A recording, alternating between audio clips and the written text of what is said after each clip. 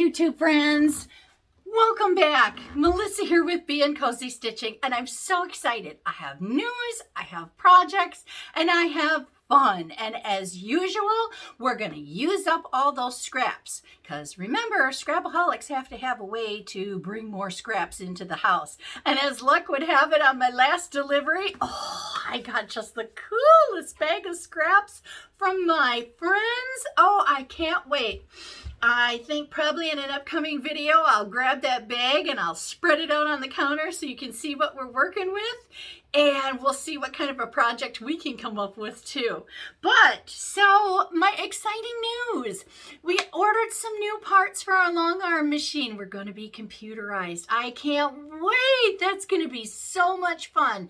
And wow, what an expansion for our business that's going to be. I cannot wait to get in there and start messing around with that. So that should be lots of fun. But we all know that when you get new stuff, then you end up having to clean up the old stuff.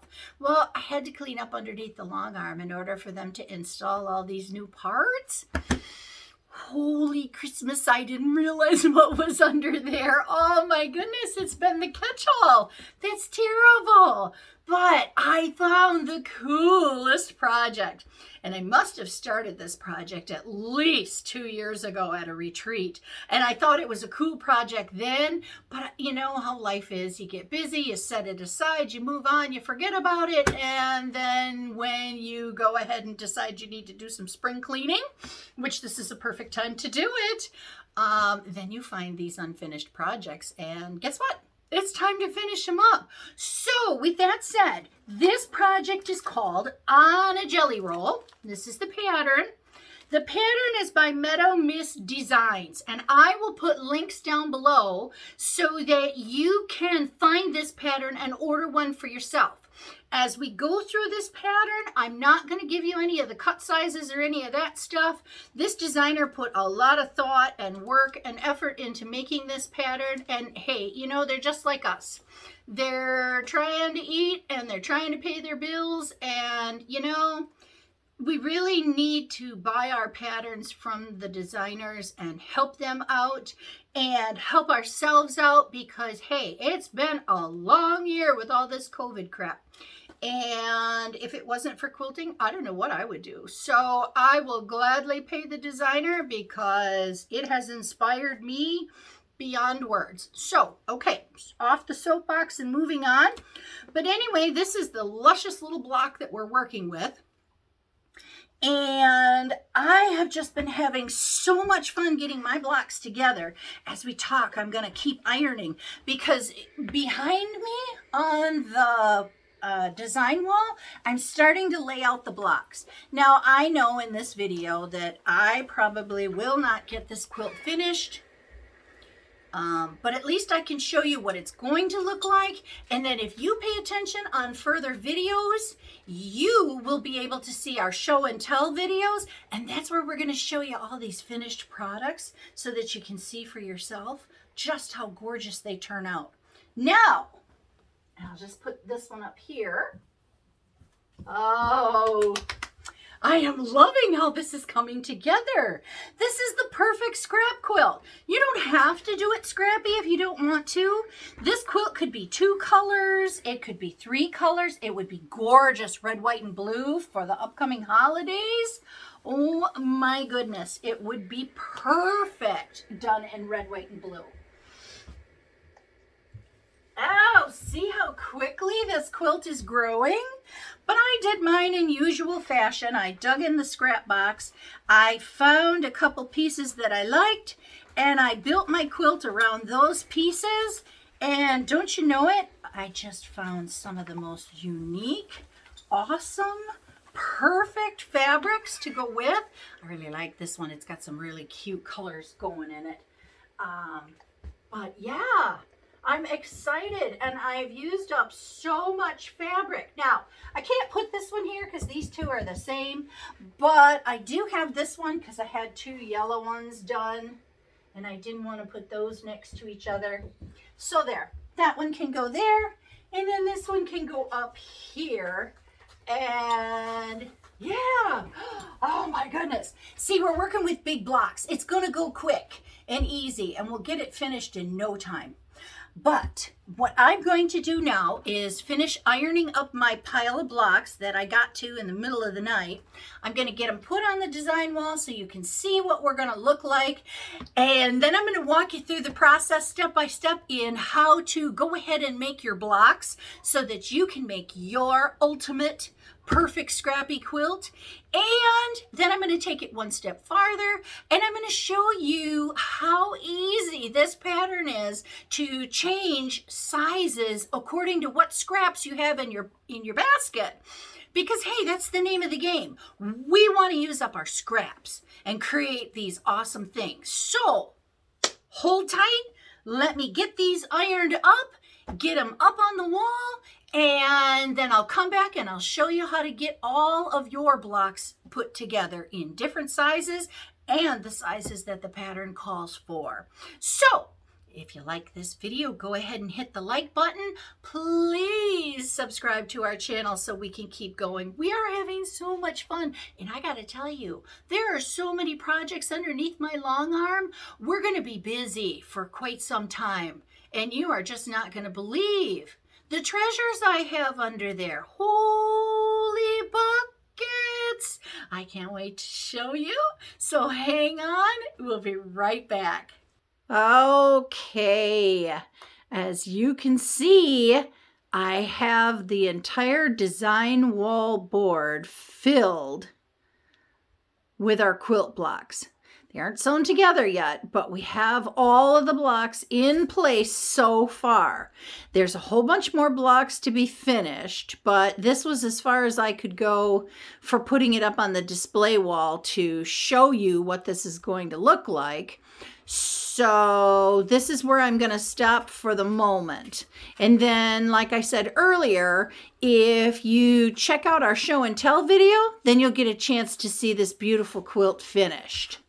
All right, so now that we've shown you that, let's get down to the work table and I'll show you the pieces and parts and how we put this together. Okay, here we go. These are the supplies that you're going to need to put your block together to make this fabulous quilt. First, you need your pattern on a jelly roll by Meadow Mist Designs. Don't forget to look for the link down below so that you too can get your pattern. And then according to your pattern, you're going to cut out the pieces that you need in order to make your block. The next thing that's really handy is to have your design boards. I call them storyboards.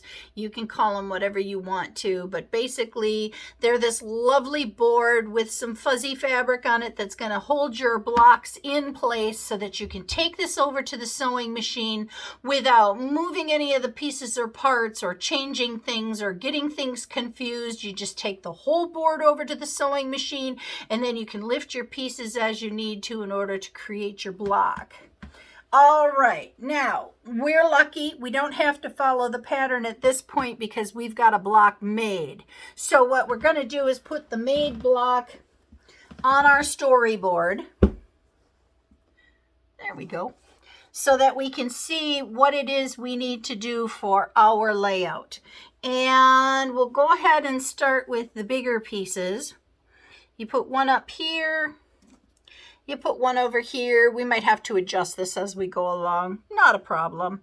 We've got plenty of room. Then we'll take the smaller corresponding colored blocks and we'll place those next because those are relatively easy to do as well. See how nice these storyboards work? Oh my goodness, everything just kind of lays where it's supposed to and piece of cake. Okay, so then we need this one in the middle. We need this one over here. Now remember, your backgrounds can be scrappy. They can be all one color, whatever you want to do. I happen to have a chunk of fabric that I could use, so all mine, luckily, they're going to be the same color. I'm excited about that. For me, that's kind of different. All right, we're going to need some more room, so we'll move that over. We'll move that over, we'll move that over, we'll move that over. Oh, there we go. Put that one there, that one there, That one there. There we go. It's kind of like a jigsaw puzzle. You just kind of put the pieces together and lay them out where you think they should be. And then, yeah. But, you know, really, I like using this corner up here to keep it all kind of square so it's not quite so wonky. So, yeah, that's what we're going to do. Now, this is where the chain comes through. And I'm thinking that I'd like to keep the chain, oh, maybe not quite so busy going through the center. There we go. They always look so funny before they're sewn together. It's almost as if they're out of whack just a little bit because of the seam allowances that are in there. I always get such a kick out of that. But anyway, there we go. Oh, that looks so nice. Oh, I'm going to love this one. Oh, you know, going through your scrap piles is like visiting old friends. But there you have it. And now my block is all laid out properly. And now it's just a matter of putting my pieces and parts together to sew them up and finish up. So how do we do this? Well, the first thing we're going to do is we're going to start with these blocks right here. And we're going to make a 4-patch. So obviously you're going to sew together your color and your block. So if you flip this one to here and this one to here, then we can chain piece these two together. And what we end up with is this. Now, we want to make sure that the colors are opposite each other. Not like this, because we have both backgrounds here and both colors here. So we want to flip that over. We want to make sure that we have the backgrounds in opposite corners and the colors in opposite corners. When we have that and we like that, then we're going to flip that over and we're going to nest our seam together. Here's where those pins come in handy.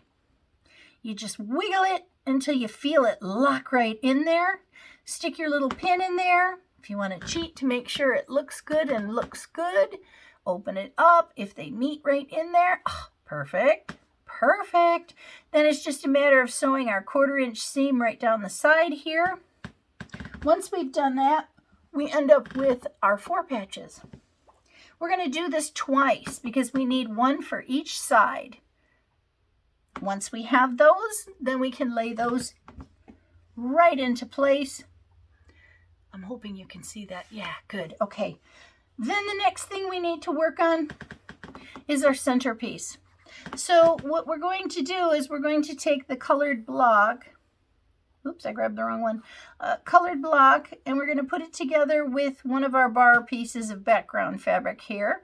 We're going to sew 1/4 inch along that side. Then that gets flipped open. Then we take our other background bar piece and we put it on the opposite side, and we're going to sew that together right there, 1/4 inch. Flip that open. Then what we end up is this lovely piece here, because that's the middle of our chain. That's where all of our direction comes together.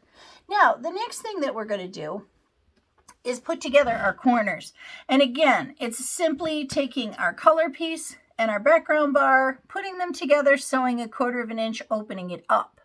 Once we have it opened up, then we take our long color bar and we place it on the fabric and right sides together, sew it 1/4 inch down along the entire piece. Now, you do need to make sure that you have mirrored pieces, that your L's, see the L? That your L's are going in 2 opposite directions. That's the only thing you really got to pay attention to. Otherwise, construction is extremely simple. Extremely simple. Then once you've made 2 of these blocks, it's a matter of putting them into place. You can sew your 4 patches to your L blocks on either side. Once your L blocks are sewn together, you're going to attach it to your middle bar on each long side. The only thing you have to remember to match up are going to be these corners here and these corners here, this corner here, and this corner here. Those are the only corners that you're going to have to match up. Super, super simple. Not a problem. Not many things to match up, and I promise you by the time you get done making a whole slew of these, you'll be an expert at it. And if not, trust me on this one, you can hide it in the quilting and nobody knows if you're off just a little bit or not. So then you end up with this block, then according to your pattern. Now you have to pay attention to your pattern, and depending on how big you want to make your quilt, crib size, baby quilt, lap size, twin, full, queen, king, whatever the case may be, that's how many of these blocks you're going to have to make by the time you're done. Unless you're like me and I'm kind of goofy, once I get the hang of how to make a block, I just make a whole bunch of them, and when I'm sick of making them, that's the size my quilt ends up being. Or in my case, because I'm a scrap quilter, when my scraps that match run out, or when I don't like the combinations anymore, then I just quit and I finish off my quilt. And the size is according to whatever I have available to work with. You can buy yardage or you can use your scraps to make this quilt. It translates fantastic. Fantastic. So now I'm going to go ahead and clear the work table, and then I'm going to show you what I've come up with using my scraps and this pattern in a different size. So hold on and we'll be right back. Now this is super simple. All I did was take our pattern and the directions for the pattern itself and cut my blocks half the size of what was required to make our regular block. So as you can see, this is a normal block and this is half the size of this block here. I'm not sure what I'm going to make out of this block, but I like this because it's a perfect way for me to use up all those little tiny scraps that I don't know what I'm going to do with. So I'm excited to see where that goes and what I end up making out of that. It may take me a while to actually complete it into a quilt per se, so I might just have to stop at a table runner size. I might find that it's way too putsy and I don't want to do it, so I'll just make a couple pot holders and call it a day. You never know which way the wind blows with me, and you should do the same. Just go with it. Feel it out. Let the fabric talk to you. Let it tell you what it wants you to make.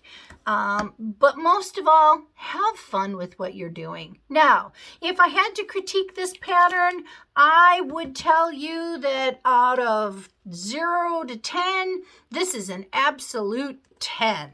I love this pattern. It was easy to put together. It was clear with the instructions. The cutting was easy to follow and understand what they wanted you to do. And the fact that I could create my own little world and use up things that I need to use up, that made it all the more better. So absolutely, I love this pattern. Absolutely, I would recommend this pattern to you.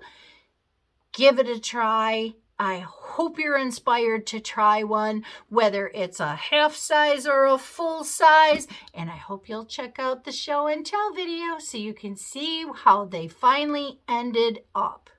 Thanks for joining us today. We really appreciate that you stopped by. It was so good to see you again. Enjoy your day. Happy stitching. Bye for now.